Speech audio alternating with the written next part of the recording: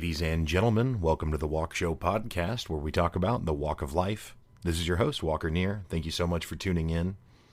On today's episode, we've got Nate White, who's a musician that's been playing for a long time. He's been in a couple of different bands and now has moved on to his own solo project that he's got kind of a unique spin on. And yeah, just a really cool guy.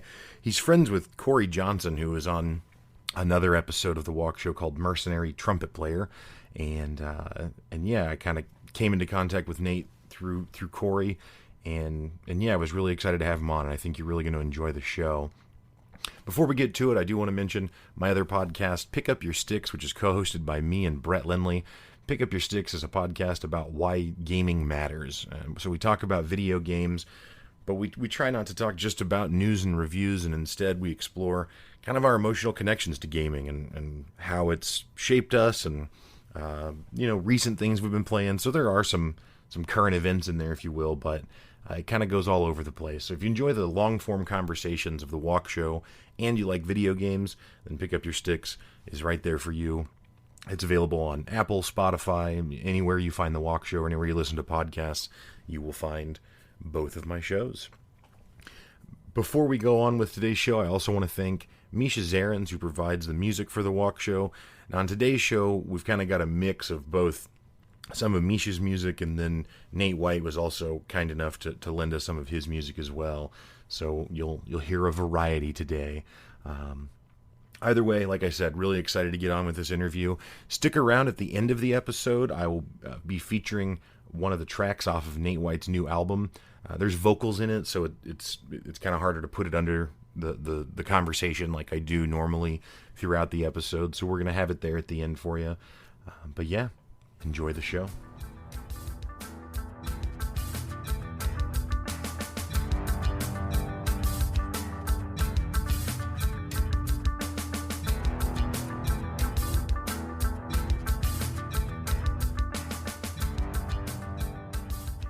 Welcome to the Walk Show podcast, Nate White. Thank you so much for joining. Yeah, you bet, buddy. Thank you for having me. Yeah, man, for sure. So you and I we actually have a mutual friend, Corey Johnson, who is a former guest on the Walk Show podcast. He's I labeled him a mercenary trumpet player because he is. So I mean we can just start there, I guess. How do you know Corey? Man, I moved here from Sandusky, Ohio, back in like '87, and he went to Jarrett Junior High. Nice. Yeah, here in Springfield, and that was the first time I met him, and we played football together, and we're best friends, and growing up, and he kind of, went to SMS at the time, and went to college, and I played baseball at a junior college, and then came back and played baseball at Evangel from '96 to '98, and we kind of like not separated, but lived our own lives for a little bit, and sure. And I was in a band called Avarice for a while, and stuff like that. And he got married and had two beautiful daughters, and I eventually did the same, but much later. Sure. And we recently just got back in touch since the band I was in after Avarice was Brand of Freak, and we worked with Jim Wirt, and he helped produce our last album we did before we disbanded. But after we disbanded, I decided to work on this project. I had a whole bunch of music on my brain, so I decided to buy all the gear and lay it down. And Corey was one of the first people I called because I don't know, I did 3 different albums, and they're all 3 different genres and different feels, and he really helped. He's actually on the heavy album as well. I think he played the song off of Princess Superhero, my upcoming EP or whatever, and it's track 7 called Brown Sugar, and it's Yep. literally just a bass, a guitar, and trumpet. And man, he's amazing. He really is. I love working with that guy. Yeah. Corey's a really generous guy, really nice guy, and just one of the best people I've ever met. Yes. he did a show a couple years ago now, and I used to dabble in stand-up comedy at an amateur level only.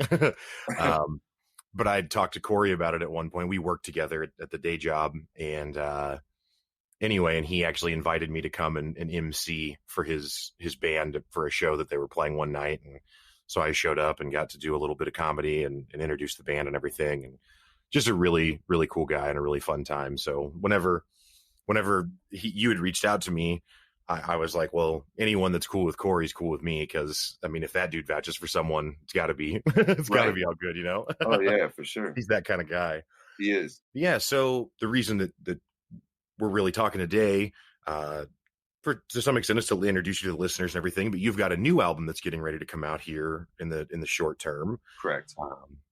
And but you had said that you have several albums. I do.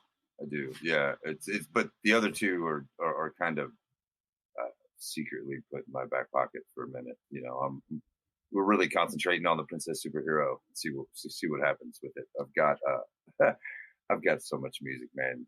It trippy shit to explain it all. But yeah, the reason I really reached out to you is because I'm putting a new album out.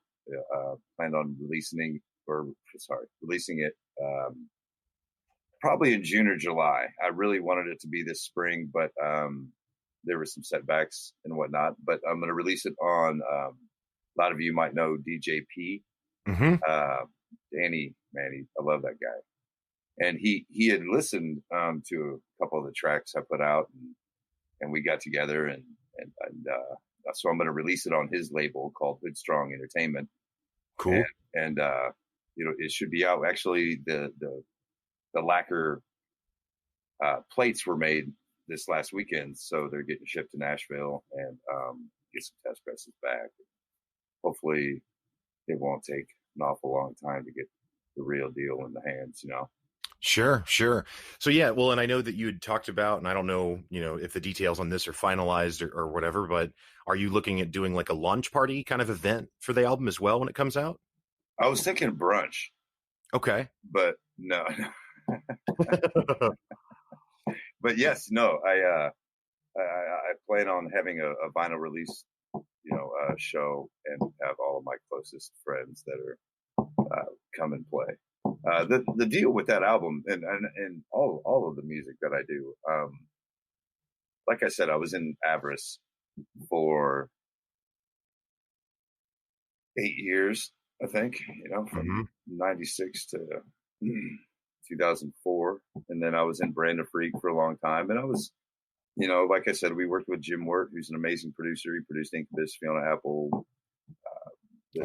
List goes on and on. But he's an amazing person. He really is. When I first met him, I knew that he was also kind of like Corey, very genuine human. And he's actually the one who inspired me to keep going after Brand Freak broke up. And to not. That was your second band, is that correct? Correct. Yes. Okay. And so the idea of this album was, in all of these albums, was to work with people that have taught me how to play an instrument. I played quite a few, but the point being is that I wrote all this music, and I wanted to work with people that I loved, that I respected, that I shared the stage with, that showed me things. And so on the combined, that I worked with over 33 people. I think it's 34, but I'd have to recheck. But yeah, it's 30 plus musicians on these three albums. On, for instance, Princess Superhero, I play rhythm guitar on everything. I play bass on the one that you heard from Corey. And I brought these people in to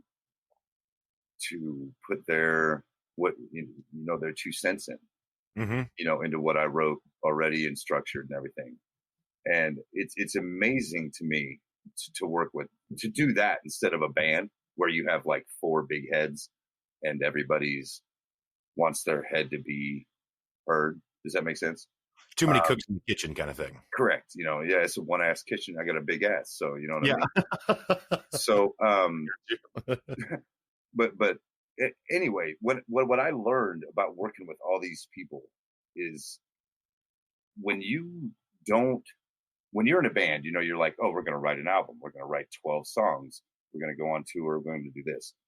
You're going to play those 12 songs until you're so sick of those 12 songs that you want to puke. So when you work with different people and all they got to do is play one or two or three songs, you capture more of their musical soul. Because I would bring people in, let them listen to everything I had, and whichever one they liked the best, I was like, which one would you really want to do something on? They're like, they'd give me the name. Oh, I'd really like to do this or this and this. And I'm like, sweet. That way they're looking forward to, man, this song's really cool. I want to see what I can do with it. You know what I mean? Rather than, I don't know. I think being in a band is totally different than working with a bunch of professionals, musicians. You know what I mean? Sure. You're not wasting time at practice. You're not doing anything. No, people come in and we get shit done. So that's the way that this premise of these albums and what I would like to do for the rest of my life is that rather than be, no offense, there are some awesome bands. There really are. But I think people get too big of heads. I'd rather, in like this, like with, I think we're actually doing a show April 17th at the Outland Ballroom with such a great lineup. We got Grindstone Creek from St. Joe, Missouri. We have Elijah, Mike Evans. He's incredible. He's living in Oklahoma City, so they're going to be traveling to come here. And then we've got Dirty Molly and Boda, some of the best things. So, but the point being is that we're going as Hippie Death Squad, which is my band. I see it as a like a basketball team where you got your starting five, but then Sure. you have alternates. So if you book shows, people can fill in and here, and you know what I mean. So the people that are in the band Hippie Death Squad, they did in some way, shape, or form help me in this project, but they didn't write everything that they're playing. Does that make sense? Yeah, so what it kind of reminds me of, and not to directly compare the musical styles, and I don't know I how get you. about either of these artists, but it kind of reminds me of like Trent Reznor and his approach with Nine Inch Nails, where he writes the music and then brings in musicians to play live, Right? or like a Perfect Circle. Most of that is from Billy Howardell, Right. who Yes. used to be like guitar tech for Tool. Yep. They've had a ton of different people. I mean, Maynard's been kind of a staple as a vocalist, and Howardell's always there playing guitar, but Right. I think they've changed everything else out multiple times throughout the years. And I think the music is largely Howardell's brainchild. I mean, obviously I have no idea what level of improvisation goes on, once the other people get in the room, but Right. But so is it kind of similar to that? Is that a fair comparison? Or Yeah, for sure. No, that's exactly what it is. It's just, man, I don't know. I found so much joy really in bringing all of these people who've been in my life, who've influenced me in some way in music, to get their brain on it. I think it is so much better to work with like this. At least this is how I'm going to work. So, you take the next step where, you work with the next, the follow-up album would be working with a new set of musicians. You know what I'm saying? Not the same people that I worked with on the first album. You just expand and grow as the product expands, grows. Yeah, no, I mean, it sounds interesting. And what you're saying about, the dynamics of a band and where the challenges of that come from, that makes a lot of sense. I think I've seen that just with friends that I've had that have tried to start bands where, maybe one or two people are in it because they're really inspired by the music, and maybe, the other one or two are in it because they're more about the scene, right? And they're wanting to go hang out at the club and be on stage, and not that there's anything wrong with that, but it's just different interests, right? Some people are in it to be, they think they're rock stars before they are. Right. Yeah, no, I get that. Well, so so the guy who makes my music for the Walk Show is a longtime friend of mine, known him since high school, similar to you and Corey. But he's the same way. He writes all of his music, himself. Now he hasn't performed any of it live really, so he hasn't really gone that extra step that you have, where he's bringing in other people to maybe improvise and collaborate a little bit on what he's got. Right. But yeah, he really gets a lot of pleasure out of that process as well. And he's similar to yourself, where he plays a lot of different instruments. I don't have any musical talent whatsoever. I played handbells at the Lutheran Junior High School I went to. I'm really looking for a handbell guy. I wrote this song not too long ago, and I think it fit perfect. We should do something. So all I remember is that you ring it, and then you have to put it back up against your chest to deaden right the to mute. Yep. So that work. Those are beautiful instruments, really. I mean, yeah. I think they put me in it because I can't sing and I'm loud. And so, you were the low one, right? Where you held the heavy ones, right, big ones. Correct. Yeah. That's why you were there. Yeah. I'll take that. I just remember being in choir and then being like, I think you would be really good at handbells. And I was like, but later in life, I realized that it probably wasn't flattery that they were shooting for, but good on them for spinning it that way. Yes. Good on them. Right.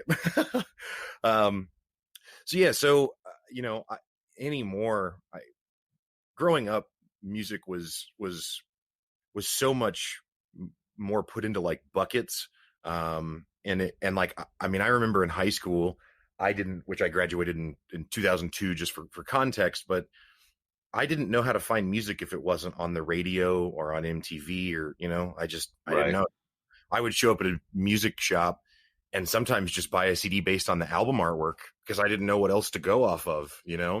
And, really bad luck with that, by the way. That's not a good way to buy. If anyone's curious. But now it's so different.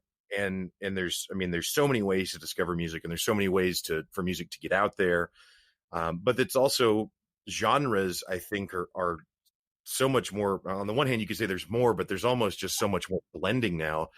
But how would you, because I don't want to unfairly classify it, how would you describe the music that you're putting out on this latest album that you're getting ready to release? Boy, that's a good question. I don't honestly, it's heavy Southern rock, heavy rock. Yeah. You explain it. You listen to it. I did. Well, and that's what I was going to say is, so I would say that, obviously, yeah, heavy rock, heavy Southern rock is a good one as well. There's some parts of it where it kind of goes towards a metal kind of vibe, at least, to the layman. I don't want to overextend, but I want to say it kind of, and I don't listen to a lot of metal anymore. I used to. Right. So my references are dated, but it kind of there were some sections of it that kind of reminded me of a Soulfly. Are you familiar with Soulfly at all? Yeah. No, I dig Soulfly. That's for sure. Well, but the reason being Cavalera, right? Max. Yeah. Oh, I did. Yeah. Yeah. I've got stories about Soulfly, but I won't go into them. Oh, well, that's what the show's about. But no, man. So, and the reason I say that is because Soulfly has there's some parts of the songs, and it's not track to track. It's within each song. There's a lot of diversity, and that's what I found with the tracks that you had given me to sample as well. Is it, there might be a section in the song that you would classify as heavy, where the vocals are really heavy and it's really intense, but then it breaks back out into some really, beautiful, frankly, vocals, and the music is not as intense, you know what I mean? And so you get this whole experience, just within each track, and that's what Soulfly, I think, kind of had some of that in some of their music as well. For sure. So yeah, kind of reminded me of that. That's a badass compliment, actually. Well, good. Well, I'm glad. Thanks.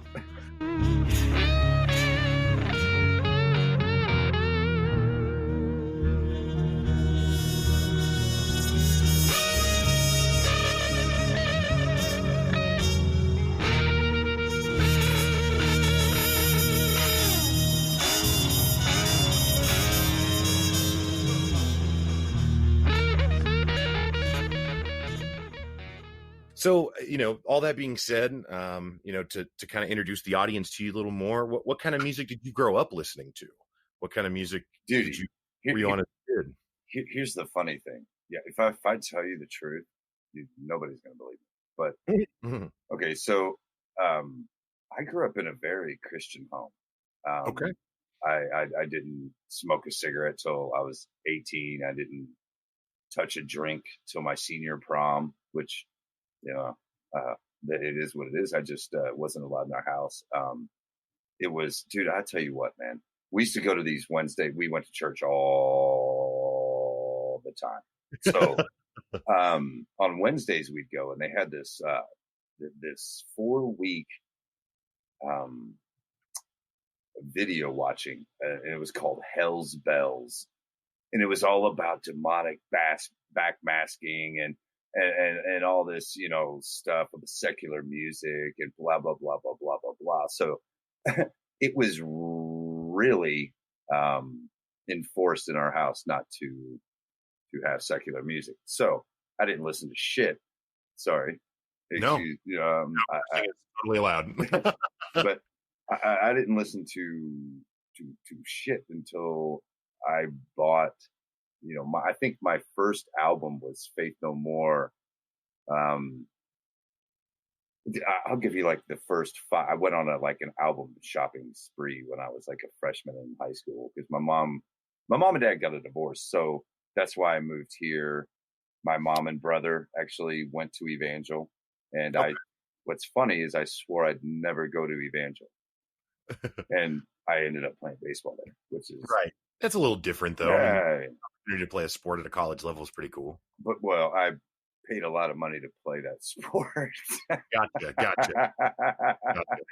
Anyway, Not a full ride. no. Well, they didn't give full rides, so you had to play two sports to get a full ride. Oh, wow. That's right. that's a demand. $6,000 a semester off campus. Yeah, that adds up. So anyway, then I got into my brothers were really into some terrible hair bands, and so it turned me off. And I know people will hate me. They'll be like, "Oh, you suck because you don't like Kiss or ACDC or no, I don't. I'm sorry." And those aren't even hair bands, but Scorpions. Like when your brothers are listening to, well, at least one of them, it kind of turns you off it. So I actually got into rap. I used to listen to like the DOC, Ice Cube, all that for a little bit until grunge hit, and then Pantera. Dude, when I bought Cowboys from Hell, that that assured me that rock was still alive for sure. Right. You know what I'm saying? Yeah. And then I got back into rock at that point. Listen to Fishbone, listen to Helmet, Primus, Clutch, all those bands, Soundgarden, Alice in Chains. I mean, Yeah. that good music started coming back, and so I've always been kind of a metalhead in that fashion, Mhm. but really I've got a lot of roots in rap, dude. I dig beats. I dig No, beats. I mean, that's cool. That's something I was going to ask you about. Actually. And MF Doom was like my favorite. But Nice. Yeah. Nice. Yeah, my buddy Misha that I was talking about that makes the music for the Walk Show, he's a big MF Doom fan, so he'll be excited. Mad Lib, RJD2, all those. Yeah. Oh man. Yeah. Did you ever get in any of the Quantum label stuff? The guys out of Chicago, like Hieroglyphics and Lifesavers, Gift of Gab, any of that familiar at all? Oh yeah, man. It's just, dude, that's just good. That's Yeah. just good. You know what I mean?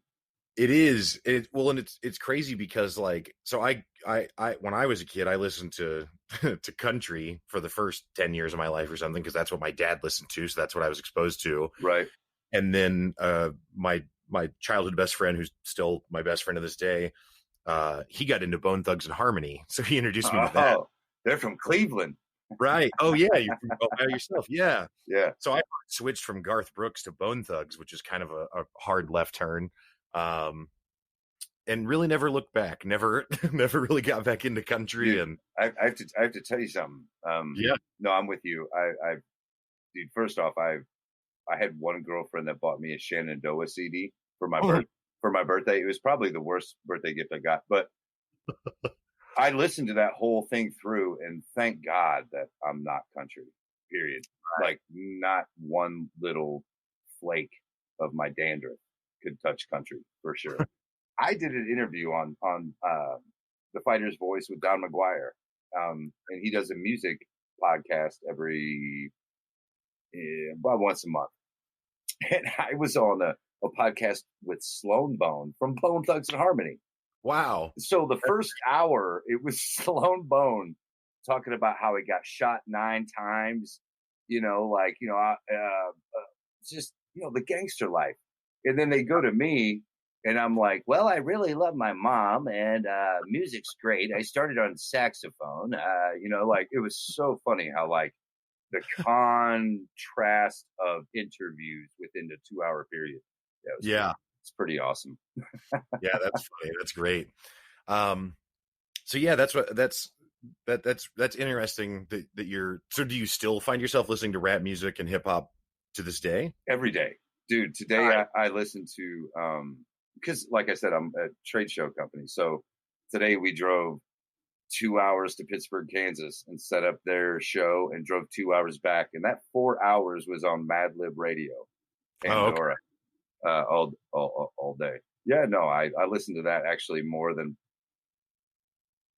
I'm probably, all my hardcore buddies are going to be like, what? You listen to rap more than anything? But I do. Not rap. I would say more hip hop instrumental.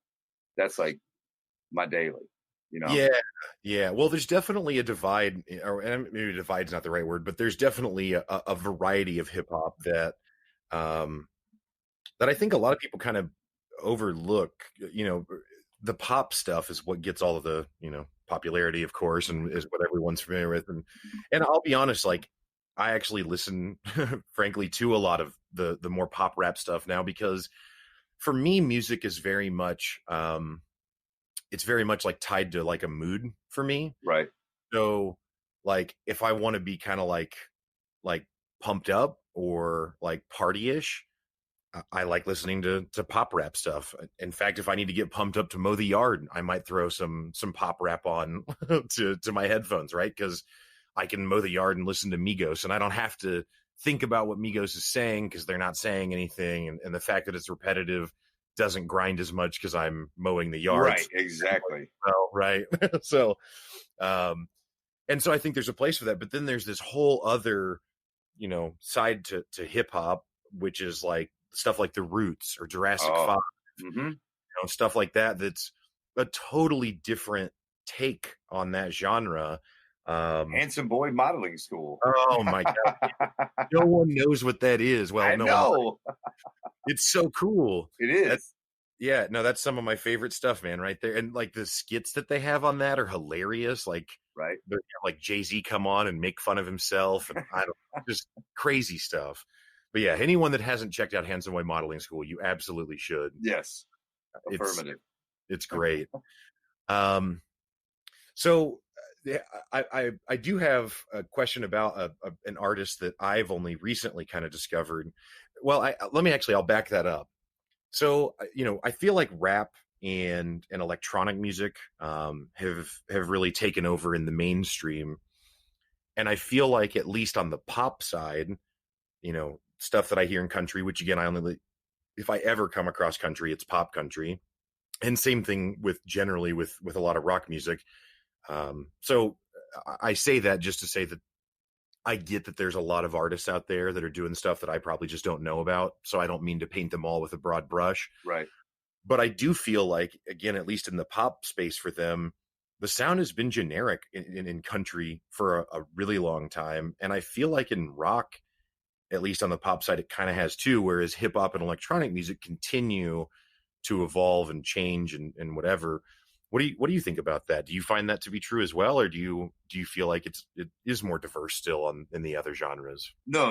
I agree 100%. I actually think that rock is this is just me, is in a standstill, dude. It's I agree. It's so predictable. Country, I'm sorry, like I said before, dude, I don't even listen to country. But let me tell you, I did a show in Coffeyville, Kansas, Mm-hmm. Like I say, like we travel around a lot. I was there for 4 hours and they had country blasting the entire time. Okay. I listened to more country in those 4 hours than I have in the last 22 years of my life. And it's so predictable. It's Yeah. it's the Nashville formula. You know what I'm Yeah. saying? I Yeah. mean, they have a formula. I get it, dude. Yeah, and it sells, dude. It really does. That's whatever. But I'm not Sure. gonna buy it. But No. it's okay. It sells. It does, and I get it. I understand it. But it's getting so predictable. It's like every song, seriously, sounds so much the same. You know, really, it does. I think that rock and country are at like this standstill, and I agree with you. Where instrumental, even the EDM, you look at dubstep, you look at that stuff. Oh, it's so taking over from what rap used to be. Dude, Mm-hmm. the guy I work with is a bass head. He used to listen to rap just like I did, but Mm-hmm. he's the one who turned me on to dubstep. And it's the same thing without so many damn lyrics. I mean, it's bass. It makes your car rattle. Yeah. It has some crazy sounds and beats. And there's nobody talking about how bad their life is. It's just beats. And that's what I'm getting into these days. And yeah, it's time for a rock revolution. That's all there is to it. Yeah, no, I'm so pleased that this is your stance because I feel identical, and I was like, oh man, I wonder if he'll like that other stuff because the album that I heard again is more of a rock vibe or whatever, and I was like, I wonder if he likes that kind of stuff. So that's super cool. Well, let me just say, I'm not going to say anything with saying anything, but like I told you before, there is a wide variety of things that I do musically, Mm-hmm. and it's going to be spread out. I don't want to give too much away, but Sure. there's going to be an album that comes out in the genres that I spoke of just previously under a different name, under whatever, but it's going to be released very soon. Cool. So maybe I'll come on or when We- that develops further. So we won't talk about it anymore. But yes, no, I agree with you. It's so predictable. That's the best word I can come up with. Like most country, most rock. I don't even really. I couldn't even tell you like a popular rapper right now. I mean, yeah. I mean, you've got like Drake. You probably heard Drake, right? Miami bred, right? Canadian actually. Oh, okay, yeah. Toronto bred. That's exactly. Yeah, there you go. Right. But yeah, so your take on electronic music is exactly mine as well. Where I think what attracted me a lot to hip hop and rap when I was young was the variety of sounds that you hear in the beats and melodies of it. Right. Fortunately, and some rap is great, like we've talked about, but some of the rappers are terrible, and because of the style of music that rap is, the vocalist, if you will, the lyricist is kind of front and center. And Right. so if they suck, that can ruin the experience, even if their beats are good or whatever. Yeah. Because the main focal point, which is the vocalist, is terrible. And electronic music, exactly like you said, is a way to get that same experience with oftentimes no vocals, or maybe just some like ethereal vocals kind of in the background. Like you give me like a song like some drum and bass with some ethereal female vocals, I'm sold all day long. Like any day. I agree.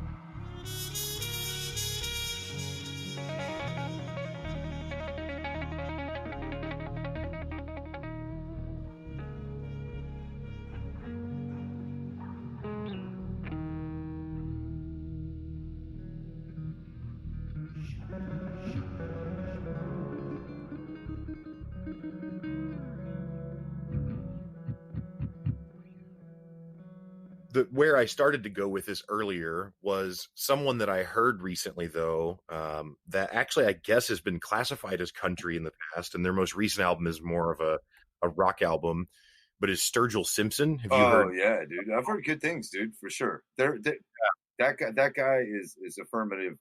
Well, I think what sets him off is his lyrics. Yeah, That's that's fair. I mean, So when I listen to music, the way I approach music is like I can listen to something like, to be honest, the tracks that you sent me today, I listened to it and I couldn't tell you what the lyrics are. right. No, right.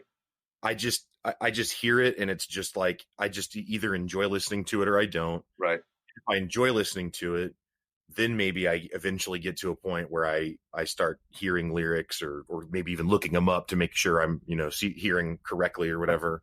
Yes. But it's interesting to me because I think that there oftentimes is actually too much of an emphasis in music on lyrics. And to me, it's always been kind of like, not that there's no place and not that I haven't been moved by some really powerful lyrics, but at the same time, like, this isn't poetry. You know what I mean? Like if it was just about the lyrics, then let's just go do poetry. And I mean, the reason it's a song is because there's so much more around it, right? It's not just the words, it's everything else built around that. And the words are a part of that. Right. But I really appreciate it when music, my favorite band of all time is Tool. Oh yeah. And I think that what Tool does really well is they understand how to not make the vocalist front and center at all times, right? They just let the music play sometimes. Right. Honestly, I think Tool is our generation's The Doors, dude. Yeah. And I know like if you look at musically, it's the music captures you, and I think the lyrics of both of those bands, even it draws you even more to that. It's like an onion where it's like you can look at it and then you can peel a layer and then maybe you're good. But if you want, you can peel another layer. And if you want, you can just keep going. And if you're really good, you'll start to cry and you'll be like, I'm going to peel the other layer anyway. Son of a bitch. Yeah, man. Yeah. I've been fortunate enough to see Tool, I think 4 times live, and I've got tickets in June. So I'm going again. I can't wait. So you're taking me, right? You said you had tickets, plural, right? Yeah, I do. Check the mail; they'll be there. No, but I mean, honestly, man, Tool for me is like to say it's a religion is probably a little too strong because I don't think that they're have anything to do with the divine or something necessarily. But hell, Jedi is a religion, right? I mean, I get you. That's fair. But I don't think I've ever seen Tool perform and not teared up, like not sobbing. No, that's what music's for, man. Yeah. It really is. I mean, if somebody can grab you like that, that's when you know it's good. Right. For sure. Agreed. I mean, music to me is all about your inner emotions. I mean, if a good lyricist, a good musician, a good performer can capture you like that, they've got it, man. They've got it. You know what I mean? Yep. And, totally agree. And there's so many fewer artists that have it anymore. You know what I mean?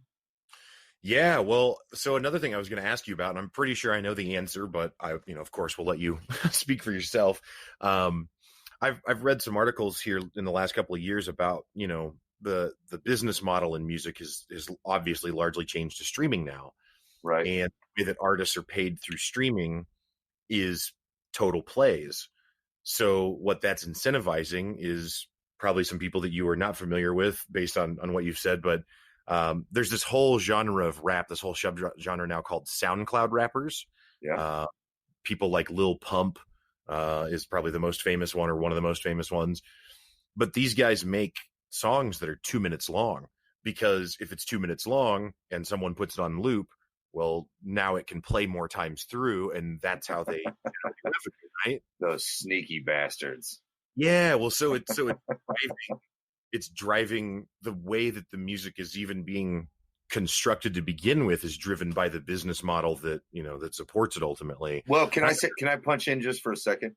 Please. If a business model projects how music should be written, then it ain't fucking music. if you You if know what you've I'm not saying? heard Lil Pump, you would think that if you heard Lil Pump too. So Well, I'm just saying that, like, if that's what's driving people to create these whatever, dude, music is of your soul. There is no time limit. That right, if you feel something should go 9 minutes, it should go 9 minutes. If you feel something should go 7:47, you have it go 7:47. You don't inspire. Oh, I'm going to put out a 2 minute song. Oh, hey, they're selling. That sounds like a terrible idea. I don't I know. couldn't agree. I couldn't agree more. So that's what, yeah. So that's kind of what I figured your take on it would be. But I was curious if you had seen that or experienced that. I mean, I didn't assume that you wrote that way personally, but No. I get it. No, for sure. No, oh man, um, I. This is the first I ever heard of the SoundCloud rappers. I've got to check it out now. yeah, I'll send you some. I'll send you some. It's pretty remarkable what counts for a song with some of these guys. And I mean, to their credit, they're kids, right? I mean, most of them are Right. under 18 years old, and they're just trying to get out there. And yeah, there's a lot of new ways. So I guess that's an interesting question for you. Maybe is how has that dynamic changed over the years, where it used to all be all about trying to get signed and get a label and all that stuff, but is that even really the case anymore in the modern music space? Like, is that, are you would you hope to get signed by a record label, or is that not even something that's on the table for you? No, what's on the table for me is to make as much money as I make busting my ass doing what I'm doing right now and playing music. So Right. if I can make 35 grand a year, I'm down. Hey, You know what I'm you saying? Which is not a whole lot of money, but the fact that money doesn't drive me to it. It's this is what this is what I do. right. This is what I'm best at. I can be a laborer anywhere. But to bring heart and soul and the aspects and my ambitions that I have, which I've had for a long time, I'm going to make them a reality. It's that's every bit of me. And whether, like you were saying, to be signed or whatever, I'm putting my label out. I mean, I'm putting my first 500 vinyls out on DJP's label, Good Strong Entertainment. Yeah. I'm locally grown, locally whatever. And if we can blow this up from the inside out, that's the way I want to do it. I don't care about any big record labels. I don't care about nothing streaming. Of course, man, stuff changes and that's fine. And they'll be able to stream my stuff too. I mean, that's not a big deal. But the way that I think that at least we're, people can say, man, I found my way, man. I found my way, and Yeah. and it's creating with likable souls. I think when you create with likable souls, you're only going to create like a likable product, you know. But yeah, that's of course I inspired it. It's the only reason I work at this freaking job, man. To be honest with you. But anyway. Yeah, no, I'm with you, man. I was, like I said, I was just curious because I know that there are so many other ways now to get music out there that it's True. not behind these record labels in the same way that it used to be. At least, again, from my outside person's understanding. Right. So yeah, no, it's cool that you're working with DJP. I don't know him at all. I don't know that I've ever even met him, but when I was in high school, he had dropped a mixtape that we all just absolutely loved. I can't remember what it was called off the top of my head right now, but I'm sure you would know it. But he remixed a lot of hip hop tracks from back in the day, or right. more, I guess. But anyway, we all loved it, and then we actually were able to get him to be the DJ at our, like, I think our senior prom or something like that. Right. I mean, dude, for us, it was like we had Dr. Dre coming to, you know what I mean? Coming right. to perform. Oh yeah. It was insane. So dude, he brought Mashup in before Mashup was a thing. Right. I mean, dude, that dude won the Master of the Mix season 2, maybe. I don't even know. He was the only dude spinning real records. I mean, come on, man. I mean, Yeah. that dude's got it. He is a master at his craft. That's for sure. Yeah. No, yeah, that's always been my opinion of him. I always held him in high esteem. Um, Honestly, really just from when I was familiar with him way back in the day. And then I think I've been out a few times here locally in Springfield where he's been performing at a venue or something that I've been to, and Right. always a good set. So Oh yeah. it's cool that you're collaborating with him. Well, so you'd mentioned that you play a lot of instruments, but I mean, do you play everything? Do you play string instruments, horns, Um, drums, I or I play saxophone, clarinet, guitar, obviously, bass, drums. Oh, harmonicas. Everybody can play harmonica though. but yeah, I have a quite an array collection of musical instruments that I don't do brass. I have a couple trumpets and a trombone, but those are mostly for messing around with and making crazy noises with, really. got But no, I'm no master at brass, I would say. And what's awesome is my daughter played cello for the last 2 years, and now I bought her a viola, and so I get to mess around with strings a little bit, but I would not say that I could play them, so to speak, okay, in a professional aspect yet.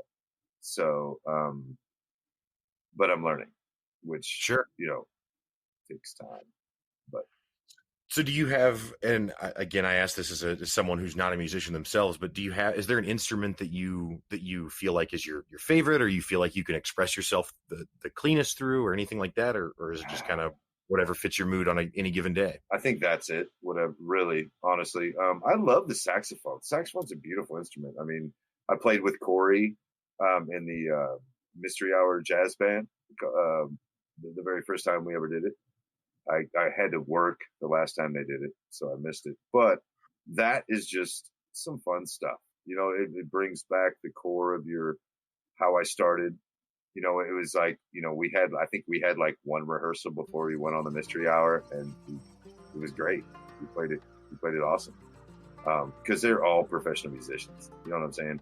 So, even though I don't pick up the saxophone as much as I should, I can pick it up and play whatever you have written in front of me. You know what I'm saying? So, Yeah. So that's that. But the funnest instrument, really, like, oh, dude, I love playing bass. When you can hold the crowd's head, because that's a lot of it, especially in like hip hop, R&B, even dubstep or EDM. It's bass and drums. It's that what makes your head bob. You know what I mean? And I like playing the bass probably the best. That's like, to me, that's my favorite. But like I said, I'm no Victor Wooten. I'm no Reed Herron. I'm no, I'm just, I don't know, what's the saying? The master of none. Right. But yeah, Jack of all trades. there you go. Yeah. Yeah. No, I mean that's the theme of this entire podcast. I don't know anything. I just bring on other people who do and have them talk about it. So I get it. I know very little about a lot.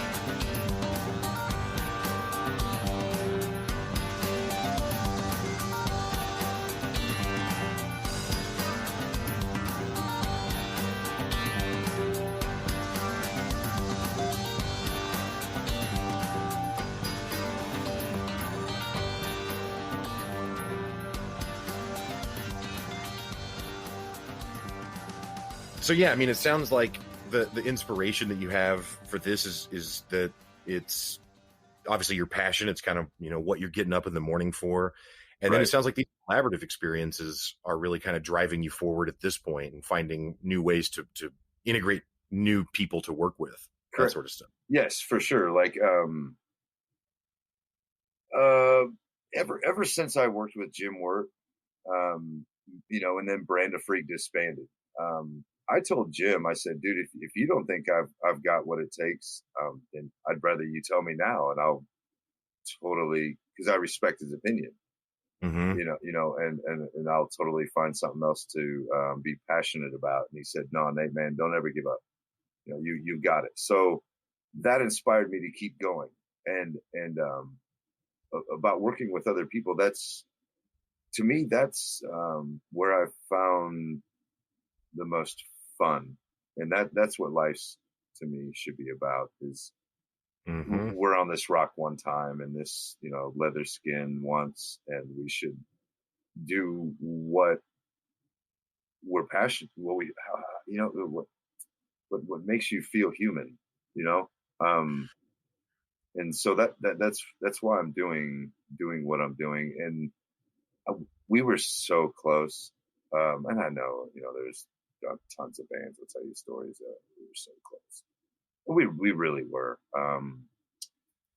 And then I'd go into why we disbanded and what happened, but that's just an irrelevant story. But the fact Sure. that we were so close, and then all of a sudden there's nothing. I told my wife, I said, I've got to do something or I'm going to go nuts. I'm going to go crazy. Mm-hmm. And she allowed me to have one night a week on Wednesdays. And so for the last 4 years, I've been doing this, man. And let me tell you, it's pretty hard to get a hold of people, especially 33 plus, to try to get them into your studio at a certain time. And some people, have, my kid threw up tonight, I can't come, Mm-hmm. just situations and circumstances to where it takes a lot longer than you anticipated. But to me, the final product is worth it, Yeah, no, I mean, that's obviously it's very different on the one hand, because I'm not really writing things and creating in that same way, but that's really what the podcast has been for me. It's a way for me to honestly, just like we're doing right now, to collaborate with other people to create this show. I mean, I have episodes where I'm by myself and talk about Right. ideas on my own. But to be perfectly honest, that's mostly because I don't have a big enough guest list to always have a guest every week. But if I could have a guest every week, I would probably, do that more, just because I think it's more interesting to get someone else and get their feedback. And I enjoy being able to explore things with people, more so than advocate positions. Whereas when I'm by myself, I feel like that's kind of what I'm doing. Right. I don't really have a position to advocate other than don't be an asshole. But as long as you're not. Hey, that's a good, rule to live by right there, man. Right. Complete throwback to the beginning of the conversation, but I did actually want to say that anyone who has beef with you hating on hairbands can have beef too, because I don't like that shit either. So, oh man, it drives me nuts.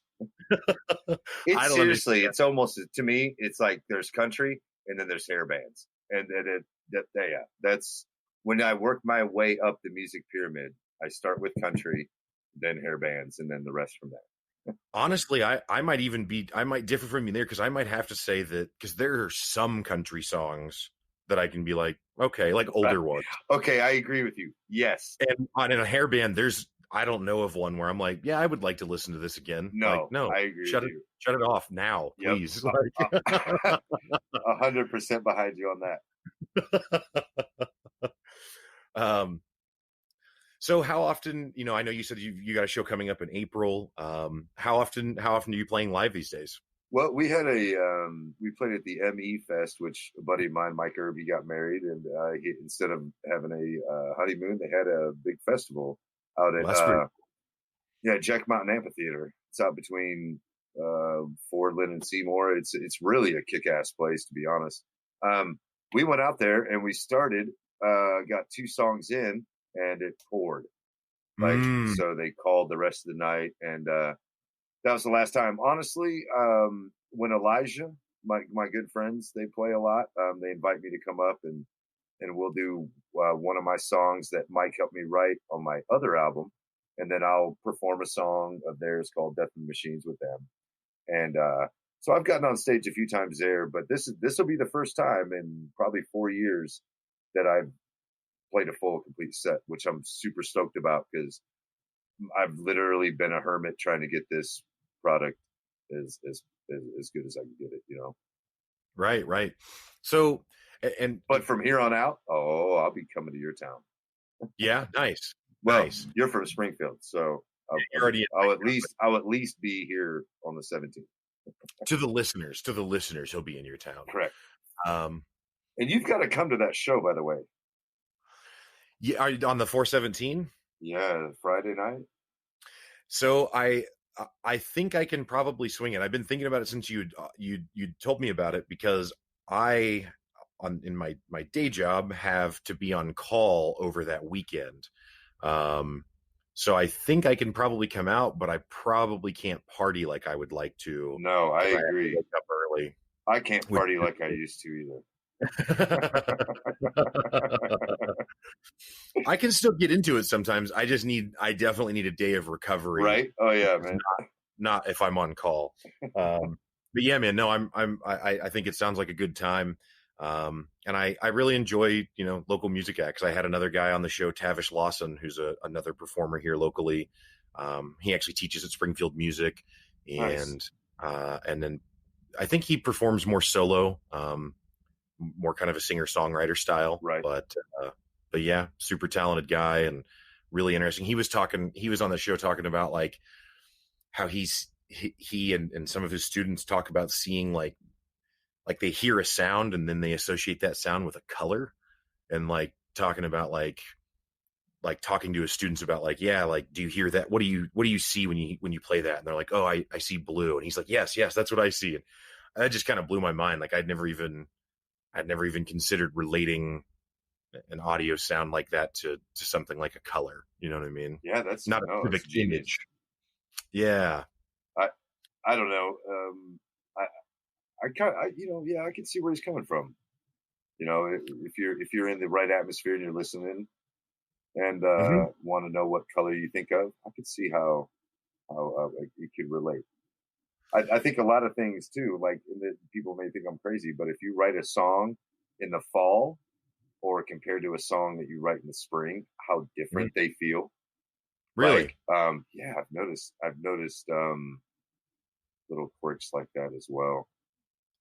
We've talked obviously about your new album coming out. So, and you'd mentioned the Hippie Death Squad, and that's who you're performing with on April 17th.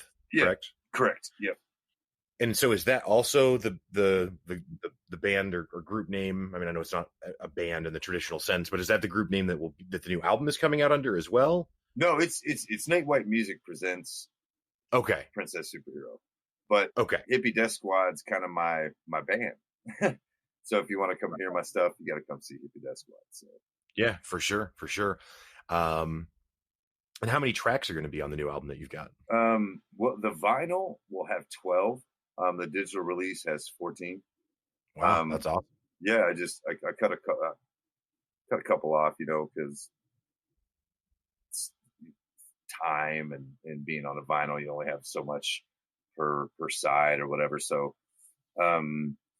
there's 12 tracks on Princess Superhero vinyl that's going to be out, hopefully in June. And the other tracks, the track I cut off is actually, I remade there's a story about Avarice, the first band I was in. We were a bunch of dudes that went to high school together, just played fun music. And then we started to get serious. We started getting better at our songwriting and that, you know what I mean? Just evolution. So we fired our longtime drummer and hired a new one who was more business oriented and like better musician, put it that way.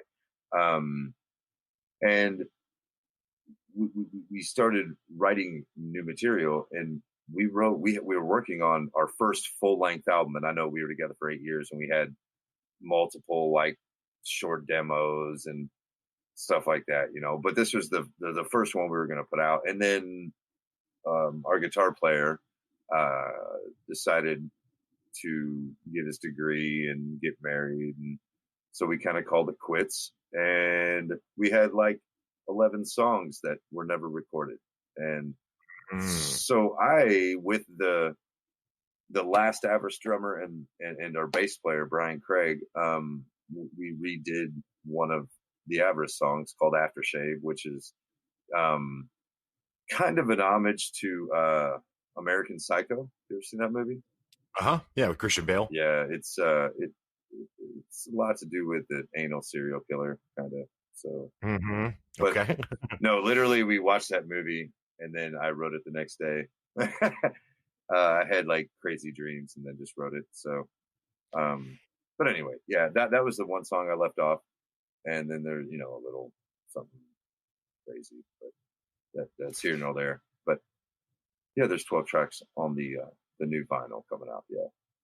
Cool. Well, so something you just touched on there, with the creative process, I found that sometimes some of the best ideas, well, I still have a day job, so I don't know how good any of the ideas really are, but so, at least the ones I think that are good seem to just come to me kind of in a flash like that, as opposed to coming out of like some protracted process. Where do you find that your writing comes from? Do you find that it's more of those kind of flash moment inspirations, or do you have a process that you're using that kind of no extract stuff out of? It depends. I think if there's something big going on in my life, like I will write about that. Or if like for instance, that's a perfect example of, we watched a movie and I was like, man, let's write a song about a serial killer. And then I have another one. It's called Crow Creek Massacre. It's the first track on Princess Superhero, and it's about I read an article. I don't remember, like National Geographic or whatever. And they found this big burial site up by where the Missouri meets the Mississippi, and they thought it was funny because everybody that was buried had different DNA and all this stuff. They did, research that any of the tribes that lived around there. So they came up with this hypothesis that, and I kind of wrote about that, like just things that like interest me, like that. Even with Brand of Freak, I mean, there's religious aspects. There's a lot of things that like you're dealing with at that particular time. But honestly, a lot of Princess Superhero, minus Crow Creek and, I think the one I sent you, 40 watts, kind of about psychedelics. There's which, well, it was a psychedelic experience I had. But the rest of that album is literally what I've lived the last 4 years making this, and where my life and what has been going through my brain for the last 4 years. I've written a lot of this music years and years ago, on the guitar, or mostly I wrote it on the guitar first. And, but there's a couple songs I wrote on the bass first, and then wrote the guitar after I wrote the bass. But point being is that, I wrote this music a long time, but a lot of the lyrics I wrote within the last literally 2 years. I mean, so I'm going through a lot personally. I won't get into that, but it definitely comes out in this album for sure. But to answer your question, I think it's like seriously circumstance. I think there's certain things that inspire you. There's times that I will be like, have a thought in my head and literally grab my voice recorder and just get it out so I have record of it and can take it from there. But I think that certain things hit you different mentally, and you feel the urge or the gumption to write a new track or to write some lyrics or to, you know what I mean? But yeah, I guess I don't even know if I answered your question, but no, you totally did. No, I mean, hope honestly, I was close. Yeah, no, you totally did, man. And that's kind of what, I mean, that makes sense. that it's not just one prescribed way, where it's not just always a flash of inspiration. It has been, but it's also not always this process. And that's something that I've really been paying attention to for, I don't know, probably the last year or so, is just this idea that there's balance in everything, to the extent that sometimes there isn't balance, right? Like, because for there to be balance in all things means that some things don't have any. But the point of that just being that it makes sense that it's a mixture, right? Sometimes it is a flash moment. Sometimes it is something that's a longer process. But yeah, it comes from all places.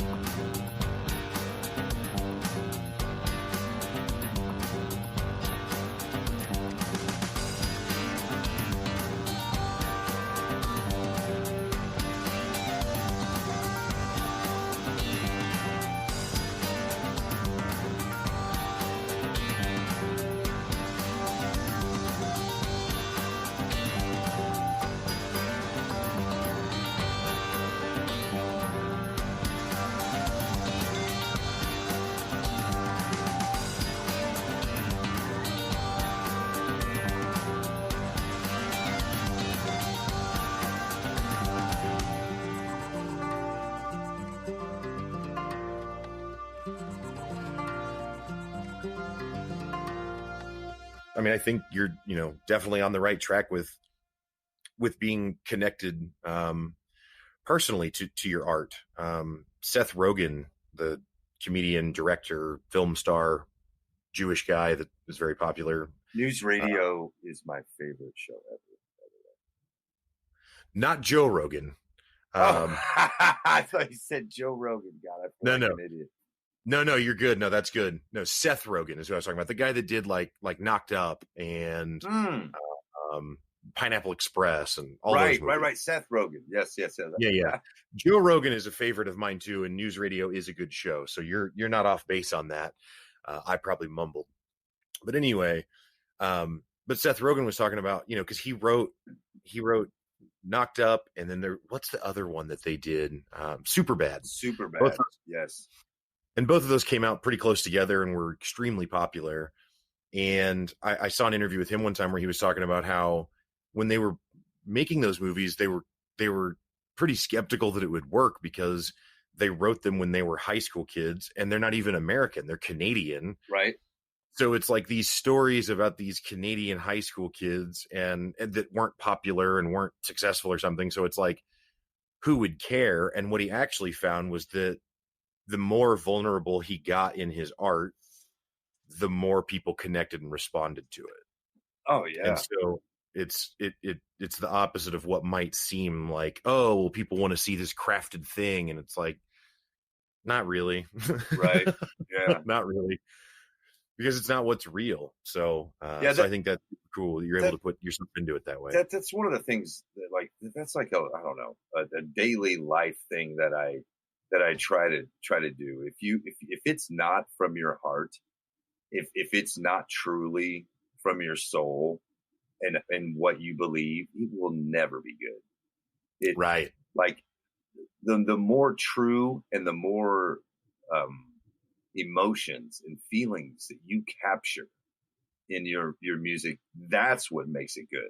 Not like you were saying earlier, everybody's coming up with like 2-minute like rap songs. That it shouldn't have a limit. There is, in art, period, there is no limit. There is what you're inspired through your soul. You know what I mean? Whether it's sculpturing or doing watercolor or creating music, it's all this. Even working on cars, some people would consider working on cars an art, and some people are better artists than others as far as cars go. But getting back to the whole the art thing, I live by that. If it's not truly what you believe and truly how you feel inside, you're going to come across to people different. You're going to come across fake. You know, I can, Right. you know, you could probably see it just as well as I do. When you go to the store or you open a door for somebody and they don't even say thank you. You know, they just walk Right. by like they expect that shit. You know, Right. we're just a squirrel in their world trying to get a nut. You know what I mean? Like, Mhm. but then you meet these real people that, and I'm going to wrap this up, segue back into that's why I'm doing this with so many different people is you get that realism from those true people. You get what they truly feel and in their heart. And you capture things you could never capture before from fake people. You know, and I've dealt with people who pretend that, like I said, they think they're rock stars before they fucking are goddamn roadie for crying out loud. But the point being is that is your true self worth comes out in art.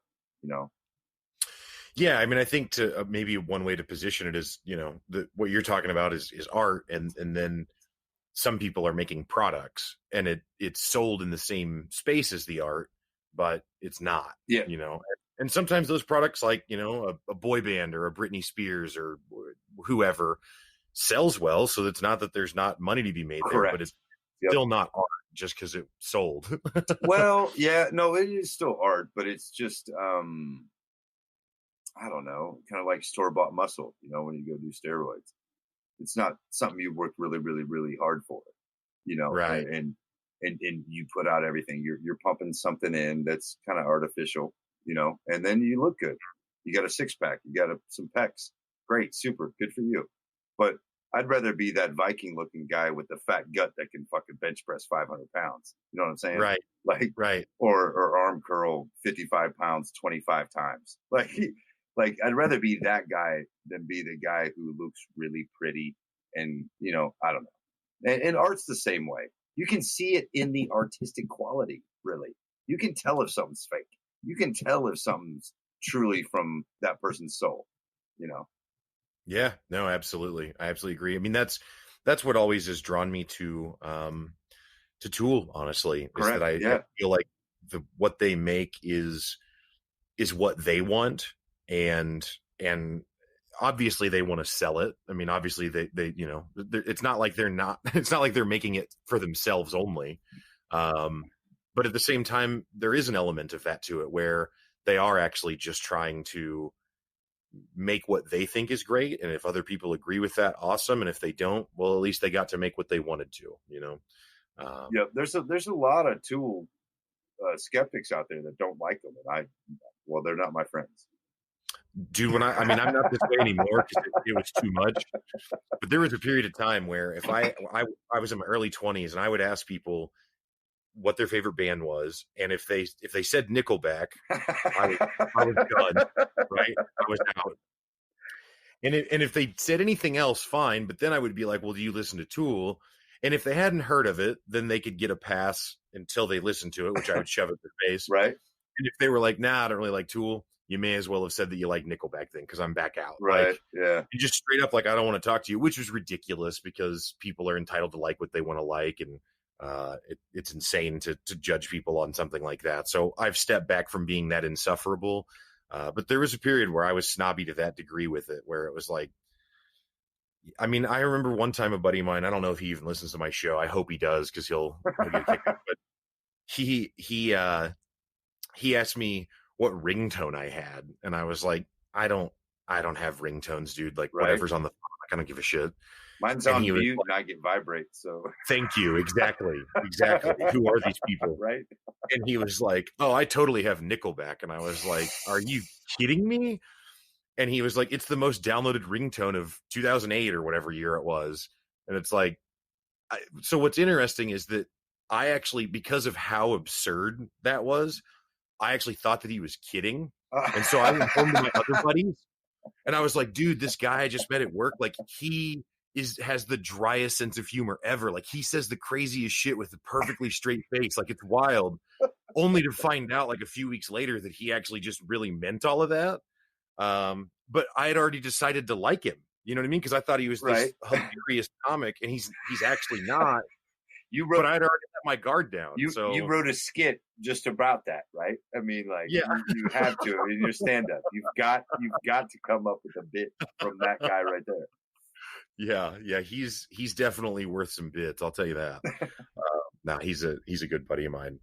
Um, well, Nate, it's been an absolute pleasure talking to you, and it's super cool to understand that your influences are from all over the place. This new music that you're working on is also from all over the place because you're collaborating with such a variety of artists, which I think is fascinating. One question, I guess, here I was trying to wrap it up, and then I've got another question for you. Do you sing? Do you do the vocals on the music? Is that you that I'm hearing? Yeah. That's what I did in Avarice and Brandon Freak. I was vocalist, lyricist, front man. So Yeah. that's kind of what I do. I think a lot of people, not that a lot of people even know who the fuck I am, but a lot of people that know who I am, would not associate me playing saxophone or playing guitar or playing bass, or I'm the common denominator in this album. I wrote everything. I structured everything. I arranged everything. I produced everything. That to me, is something that I aspire to do, to not only sing but play guitar, play bass, know how you know what I mean. That's so fun to me. The studio A number one. I mean, I don't get me wrong. I love performing live, but man, I feel like I'm at home in the studio. You know, Right. just writing, producing. I mean, whether you want this note up a little bit louder than the other ones, or oh, this guy accidentally hit this, but I really, really, really like it, and so we're going to put it in there more, or things of that nature. But I don't even know, like I said, if I answered your question or not.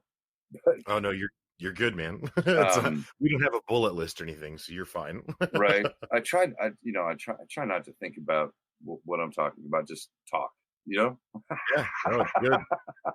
No, this is exactly what I want, and this is exactly what the audience wants, because it's the reason that I do these long form conversations is because you watch a late night show or something like that, and you get these 5 to 10 minute interviews, and it's not even because the people are doing anything wrong. There's just not enough time to get past the thing that you want everyone to see, right. And so in these longer conversations you get that, like you maybe you had some things that you wanted to cover, but I didn't. once 30 minutes sure, I walked in here going, let's just talk. Seriously, like that's it's been an absolute pleasure. So one final time, the next show that people can catch you at, that I will try and be at as well, April 17th, the Outland Ballroom. Is that correct? Correct. Yes. And we're playing with, Grindstone Creek, who kind of they're like pirate country, man. It's so killer. Dude, seriously. It's awesome. Carrie Crow, she's lead singer. Brian Smith, he's also the drummer in Hemlock, Hemlock's an awesome metal band. Him and his brother Chad are in that. Chad's a great guy too. Anyway, they're coming down from St. Joe. We got Elijah coming from OKC. We got Dirty Molly and Boda. Tickets are $7. I mean, it's dirt cheap, so it's gonna be a night of fun. That's awesome. Sure. And Hippie Death Squad is the group that you will be with. Correct. For people that want to check you out. Yes. And then the new album targeting June, not a firm date set yet, but that's what we're looking at for the new album with all these various collaborations. Yes. And cool. And that's called Princess Superhero. And people are gonna love it. Seriously, it's good. Yeah, no. Like I said, man, you sampled a few of the tracks, or sent a few of the tracks over to me, and I listened to those several times this afternoon, actually, and really enjoyed it. It's no Tool, okay? So it's you said something earlier about Tool being like Doors. I think of Tool also as kind of like a Pink Floyd. Yes, Pink Floyd. Yes, for sure. Yes, yeah, I agree with that as well. Like, what else is like that? Nothing, right? And that's not. It's not a slight to say that it's not like that. It's just they're just their own thing. So Right. it's kind of like no other comedian is Dave Chappelle. Well, no shit. Yeah, Like, exactly.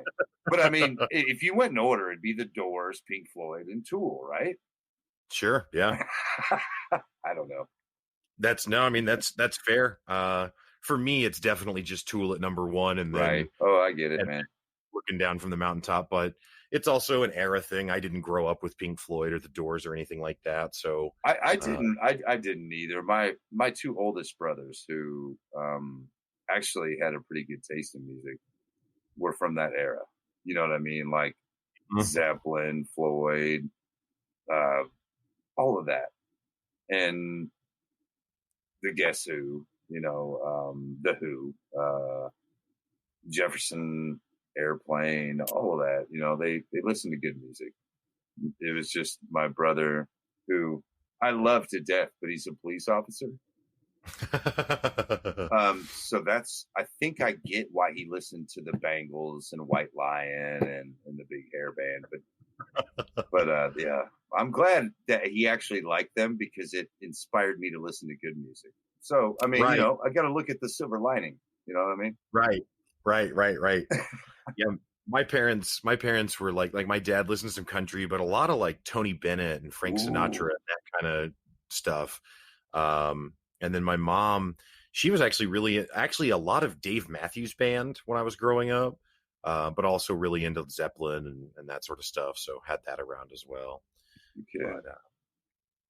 But anyway, man, we'll let's wrap this up. It's been an absolute blast talking with you, Nate White. We will definitely have you back when you're ready to do release your unspoken of albums that you've got in the works as well. But for now, Princess Superhero is the focus, and that's what we're all excited about. And we'll have any links that we've got available. I'll make sure and put in the show notes so people know where to find it. And something I'd asked you about earlier, and I don't mean with your previous bands, but are there any other albums that you have that are out that aren't with the old bands, where other people could check out your sound otherwise? No, well, no. Okay. It's hard to explain is what it is. No. And I get it. I'm not trying to get into the drama of that stuff. I'm not interested in that at all. No, yeah. It's just this is Nate White Music presents Princess Superhero. Cool. I mean, it's all good. It's all good, brother, man. Like I said, we definitely have a couple of tracks that can be heard on the episode I did with Corey Johnson, which is Corey Johnson, Mercenary Trumpet Player. And those are from the album.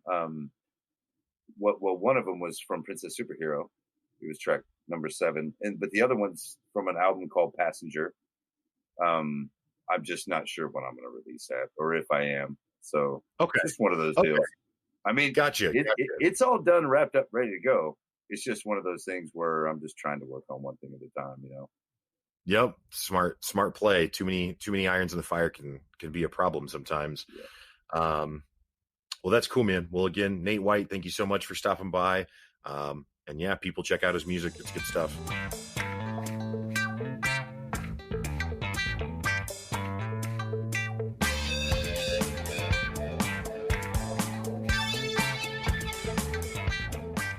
All right, folks. Well, that's going to do it for today's episode. Thank you so much for listening. And again, thank you so much, Nate White, for stopping by. I had a real blast having that conversation with you. As I mentioned at the beginning of the show, instead of the normal outro that we have, we're actually going to feature one of Nate White's tracks from his new album, Princess Superhero. And actually, he gave me a few to choose from, and I've actually selected the title track, which is also called Princess Superhero.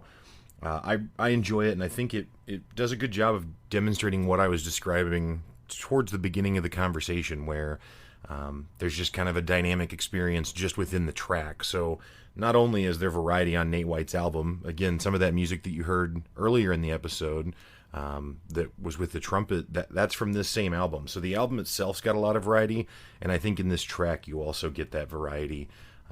So yeah. Thank you again so much for listening. I hope everyone has a great week. Stay up. Hey! Wake up! No!